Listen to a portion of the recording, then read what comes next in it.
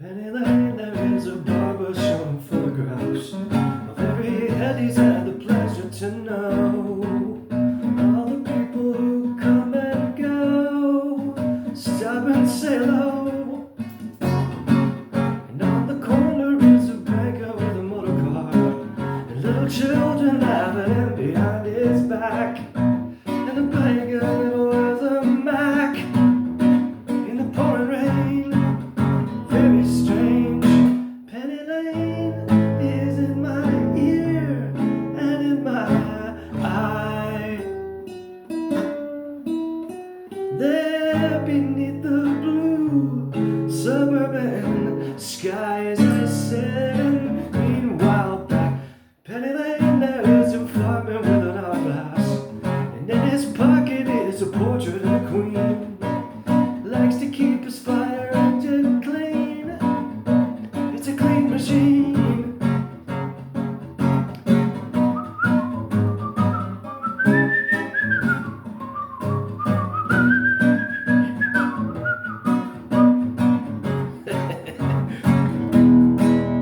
Penny Lane is in my ear and in my eye. There beneath the blue suburban skies, I sit, and meanwhile back behind the shelter in the middle of the roundabout, a pretty nurse is selling poppies for a tray, and it feels as though she's in a play. She is anyway. Penny Lane, the barber saves another customer, and now the banker's sitting waiting for a trim. And the fireman rushes in from the pouring rain. Very strange. Penny Lane is in my ear and in my eye. There beneath the blue suburban skies.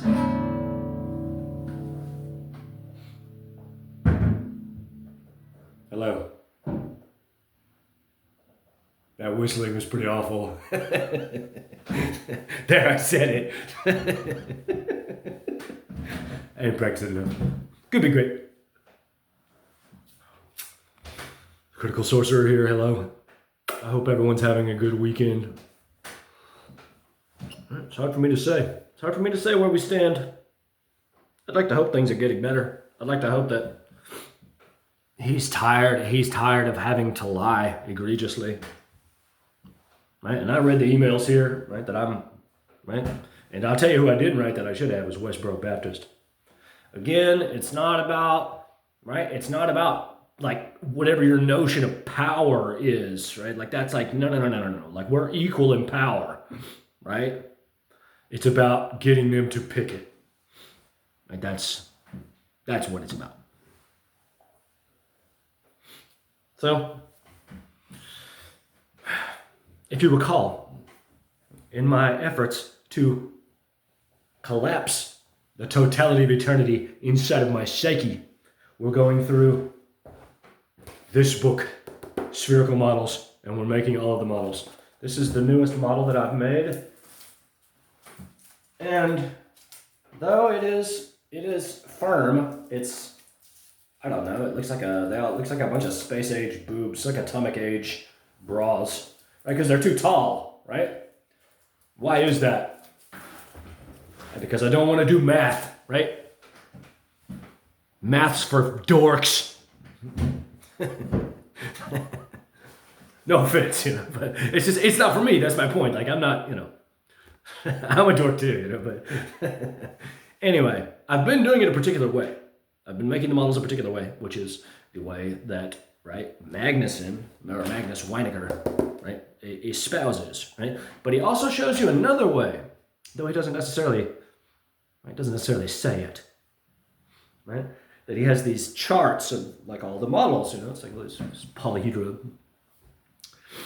And he'll have the degrees for each of these spherical triangles, right? That each of the three sides of the triangle are arcs on a circle, right? And so I've decided to go back. I made this one already, but I'm going to make it again and see if it'll look any better doing it this way. And I've crafted these two masters, right? So here's one, right? And so let's see, what do we got here? This is two sides of a square, right? And so there's the tab on one, and there's the tab on the other. And they each share this middle line at the top, right? And then on the other one, because it's a cube octahedron, right? We have three triangles, right? There's two triangles right here. There's one, there's the other one, right? Because they're less than 90 degrees. They're like 88 degrees, right? And so they begin at 0 and go all the way up, right? There's the tab. And then here's the one square. The square has it's like over 100 degrees, right? So you can't ever have more than 2, right? Because the gap between the 2 is not wide enough to have 30. You could perhaps have 2 in a triangle, right? So perhaps you're wondering, right? Why is the Star of David in the middle of that, right? That's like, how do you arrive at this construction, right? This is like that. Is that in the book, right? And of course, it's not.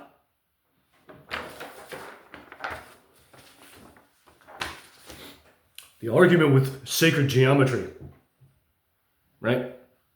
Which is ultimately flimsy after just a little bit of examination, is that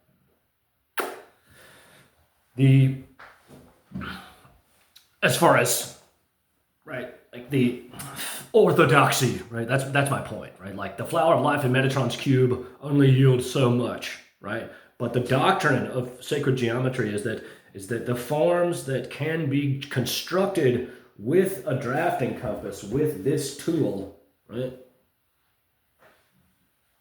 unlock, right, within them, right, that the forms embedded within it are an archetypal structural truth, a structural divinity, right? And I think that is true, right? This is the reason that the compass is used as a symbol in Freemasonry, right? This is in my opinion, right? This is the most important scientific instrument because it yields absolute truth every time, right? Okay, so, right? I have my instrument of divinity, right? I seek to express an idea, and the idea is 35.264 degrees, right? 30 degrees, right? 19.274 degrees, right? So we know that, okay, like that's like there's 360 degrees in a circle, right? So how do we get there? How do we get there? Anyone who knows anything about a compass knows that if you cast a circle, right? Like my book, I cast my sigil over your eye, right? And you make a circle, right?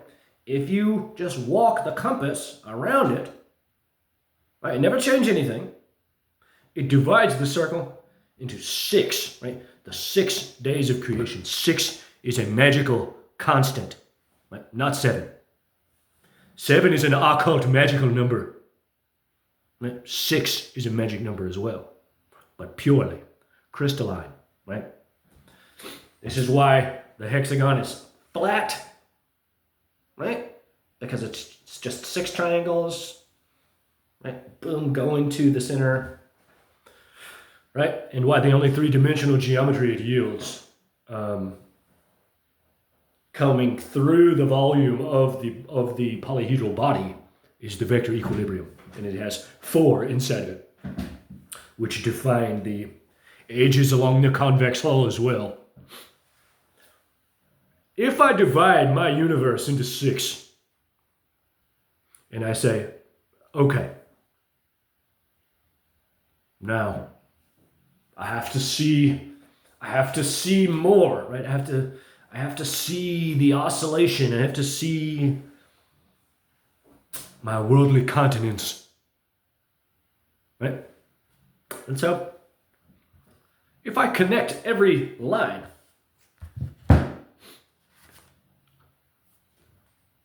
I get a hexagon. If I connect every other line, look at this. 2 triangles. One pointing up, one pointing down. The seal of Solomon. Split the baby. Wise man, son of King David. Right? So, we have 6.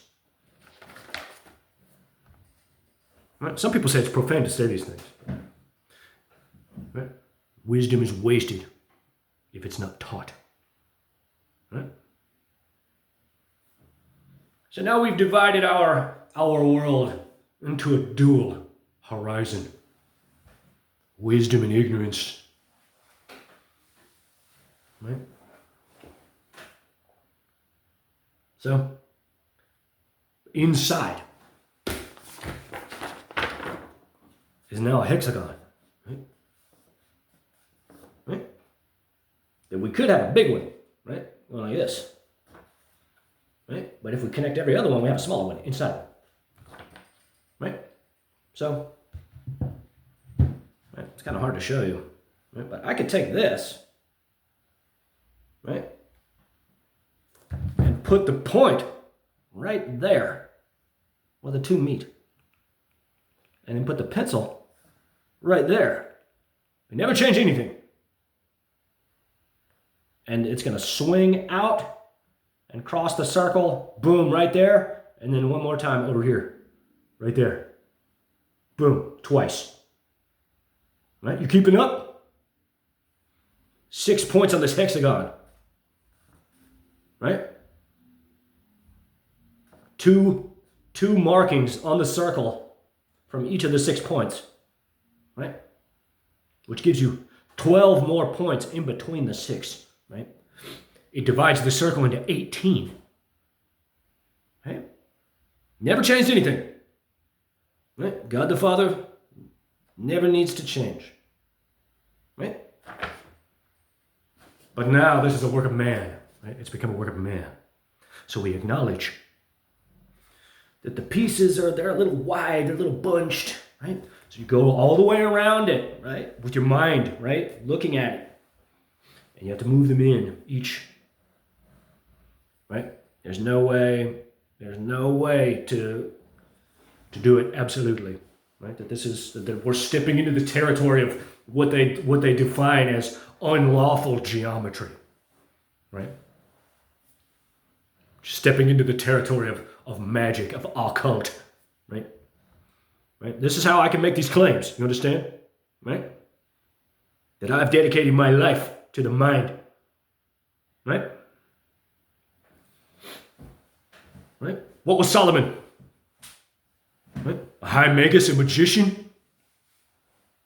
Right? With many gods? Right? So, we divide our world into 18. And then we take that time, we take that 30 minutes, and you iron it out to where everything's as neat as it can be, right?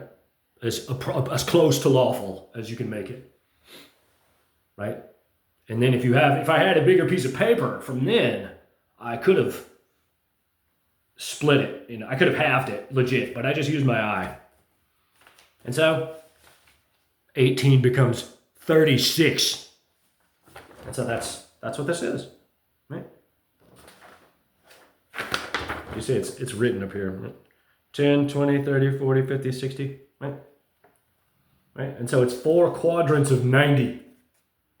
So that I never got confused with math, right? Every time I got to 90, I went backwards to 80, from 80 to 0. Right? So now you know, right? And that's just one thing. Right? That's in no way comprehensive, to be clear. How the seal of Solomon, the Star of David, yields a division of 36, which is 6 squared, isn't it? 6 times 6.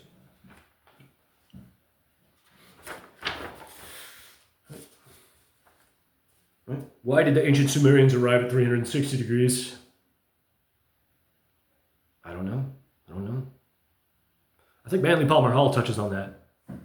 Some point it was 10. It was 300 degrees, a 30-degree arc. But then it became a 36-degree arc. I mean, it's still 10, but.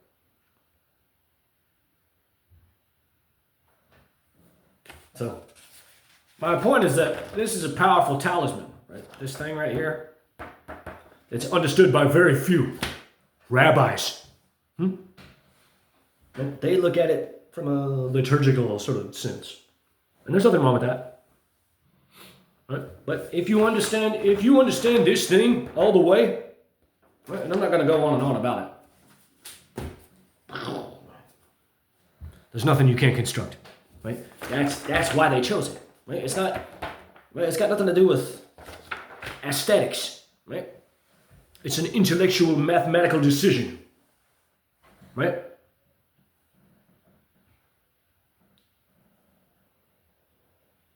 So, the Hollywood Reporter has just published an article titled, right, How Quentin Tarantino Bent Hollywood to His Will to Make Once Upon a Time in Hollywood. That's funny. That's gold. That's perfect. That guy's a jackass. I'm sure he has no idea, unless he does, but he doesn't. Right? Why would he why choose those words? What are you driving at? Gosh, he's talking about his book, right? He's got this book deal. Right? He's just living his best life, right? Right? I'm just waiting for him to say I'm retired. Right? And then we know he's going to torture me forever. Right? But my point is that, that's probably true. That's probably, and how do I mean when I say that? How do I mean when I say that? I mean that Quentin had to get the approval of a bunch of fucking people, right? The California Film Commission, etc., right? A bunch of talking heads, right? A bunch of self-important, right? Not smart people, full of themselves and little else, right? And what I'm saying right now, right, is that if any of those people gave him a hard time, he handled it in the way that he does, right? By poisoning their mind, right? He either seduced them, right? If it was a man, he sent his wife to fuck him, or he tortured them into submission. That's what happened. So, it's a perfect phrase, right? Bent the city to his will. Hardy, har, har, har. Oh, so subtle. Oh, look, he made Charles Manson. He's like Charles Manson. So funny.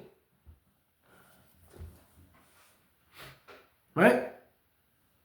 So, we're swiftly approaching the 28th, which is next Sunday. And I'm in palpable fear, right? He's a dangerous, evil man, right? Who's not ever going to give me a moment's rest. And so now, right, I took the first step towards setting a group up, right, for people to help me. That I have to build my coven. You know, my novel's called Building a Coven, right? Right? I don't want to play these games. This doesn't interest me, but I guess I have no choice. Right? That I can't, right? I can't just let him torture me whenever he wants forever. Right? So I'm not going to use any needles. Don't have to do that. But, right, we're all going to, right? It's easy. The things that he does are not hard. They're just difficult to master. It's like playing an instrument. Anyone can do it, but can you do it well? Right? So, we'll see if anyone bites, if anyone reaches out about the meetup. You know, I'm trying to move on. trying to move on. I read the play, 12th Night. Of course, Andrew's an idiot, and I think they gave me the role because of my hair. And that's fine. I'll play the idiot. Right? Oh, you know, and Quentin, he always, you know, he's always humiliating me every chance he gets. You know? And it's fine. It's fine. We're talking about it. Like, you're cool. You're a cool psychic degenerate. Like, okay, black magic occultist, right? Just be cool. I don't care, right? Like go away. Like, just go away. Just go away. You went too far. I have to talk about it. I can't not talk about it because I see that you're just going to do whatever you want to do forever. Okay. So I have to talk about it. But I don't want to bother you. I don't want to be in your life. Like, no, we're good. We're good. Right? Is there a part of me that thinks he might announce his retirement at his Lifetime Achievement Award? Maybe. Right? Where I broke the spell, you see? And I spent enough time hating myself over it, right? Like, he's not cool. Like, he's not a cool guy. If he was a cool guy, he would have paid me for my scene. Right? Made me sign a non-disclosure and moved on with his life. And that would have been perfectly reasonable. Right? Instead, him and the people around him entered into a Faustian covenant, right? To try to compel me to blow my brains out, poisoned my mind with visions of me blowing my head off, and let me believe that it was me poisoning their minds. Right? Very subtle campaign, right? Dense horseshit, right? When he could have just moved on. Right? But this is about my scene. Right? So is he at a point now? Right? He's at his breaking point psychologically. 100%. 100%. Right? He's got people watching me constantly. Right? Every time he goes out and does anything. The whole time he's wondering in his head, like, how close is Brian right now? That's the condition that he's created. It's the same for me. And I do my best to, make my constructions, right, to be devoted to the things that I care about. Right? And this is why he resents me. Because he sees that I do what he does better than he does. Right? Right? He thought that when he was crawling all the way into my mind, right, that it wouldn't go both ways. Right? But that's not how it works. Right? That now we're all the way inside each other's minds. Right? And he's exhausted. He's exhausted psychologically. Right? There's nothing good about what's occurring now. Right? Everyone that's around him, right? Mike Simpson is known, right? Right? And now there must be some part of them that is thinking, has Quentin been manipulating this man all this time? Right? That they have no choice.